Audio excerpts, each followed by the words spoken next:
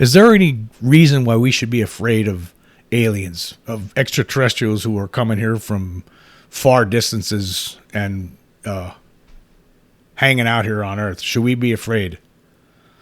If we're going to be truthful, the answer is yes. Yes, we should be afraid, be very afraid.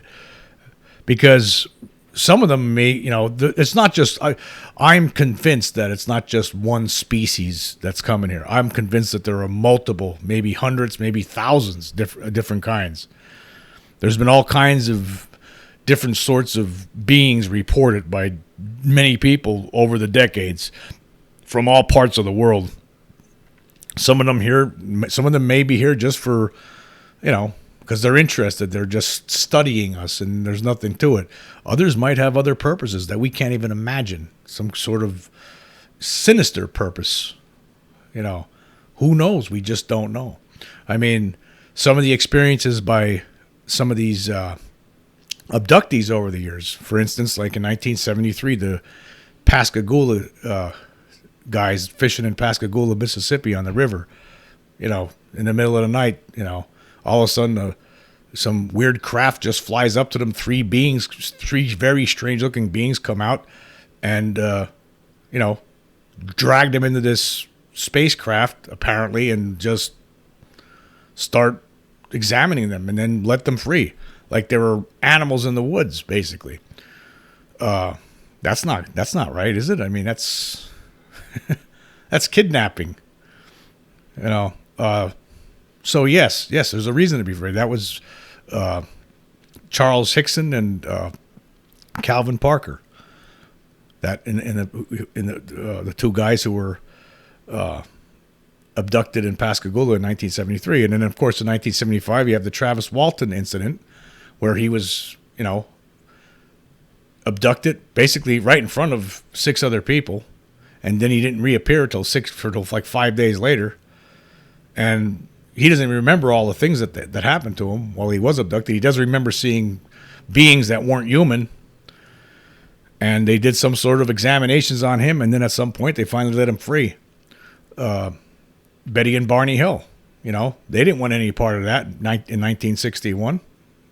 They didn't want to be abducted by aliens and then set free. They wanted to just get home. The Allagash 4, 1976. 4 guys on a fishing trip, in New York State, in the wilderness, in the middle of nowhere. All of a sudden, they're on a boat. UFO comes along. It took them actually years. They all remember the flying saucer. They all remember the object, right? But they didn't remember what happened until years later. They all got hypnotized, and they all reported the same thing. They were abducted by aliens. They were forced into this craft, and they were examined. And some of the things that hurt. There was pain involved during this whole examination. So yes, there is a reason to be afraid, because obviously these aliens can do this at any time, whenever they want, because they are so much more technically advanced than we are. They have technologies at their disposal that could outdo anything that we have, and they could just come. A lot of people report them just coming right to their bedrooms and then taking them out of their rooms while they're sleeping in the middle of the night. A lot of times people don't remember this. Sometimes people don't remember it for years. I believe there's a lot of people out there who don't remember it at all.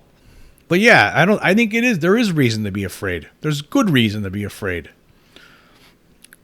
I know a lot of people out there don't want to hear this. A lot of people out there are some people out there like the Dr. Stephen Greers of the world who think this is all, really, it's all, cups and cakes. It's all sugar and spice and everything nice. They're just here on some good mission or something. How could you possibly know that? How could you possibly know that? You can't know that. Stephen Greer does not know this. He knows nothing about what's going on. Nobody does. Nobody really knows the full story, what's going on. We don't even know how many of them are coming here. We just know that there are various different species that are coming here based on the descriptions supplied by different people who came in close contact with these things. I mean, you could look at the The aliens beings that grabbed those guys in Pascagoula in 1973, they look nothing like the standard Greys that abducted someone like the Hills in 1961. You know, I just recently seen a video. There was a woman in Florida in recent years that saw basically an alien craft in her backyard, and she saw this being. They did a rendition of it. It looked nothing like I've ever seen before. You know. So you have Greys. You could have people say there's reptilian type creatures. People say there's insectoid type creatures. There's all kinds of things out there. Nordic. There's these beings apparently that are tall with like blonde hair. They call them Nordics. I mean, who knows how many? What else is out there? What else is coming here? And we have no idea what their any of the intentions of any of them are. Okay, some of them, I assume they're just here for observation purposes. They get a kick out of watching, basically Neanderthals struggle and humans struggle in what they consider as Neanderthalic times compared to them. So yes, there's a reason to be afraid because we have no clue what's going on, and of course the fact that our government doesn't tell us anything that's another. They won't let us know because you know what? Part of this is because of that. Part of this is because of the panic that could ensue. But that's why that's why we're getting this slow disclosure. Okay, earlier this year in June we get the report. Okay, yeah, there's some things out there we don't know what they are. They know what they are. They know what they are. They might not know exactly what beings piloting them, but they know what they are. They know it's extraterrestrial. It ain't China or Russia. So yes, there's a reason to be afraid, reason to be cautious. But again, there's really nothing we can do about it. I mean, they have a big advantage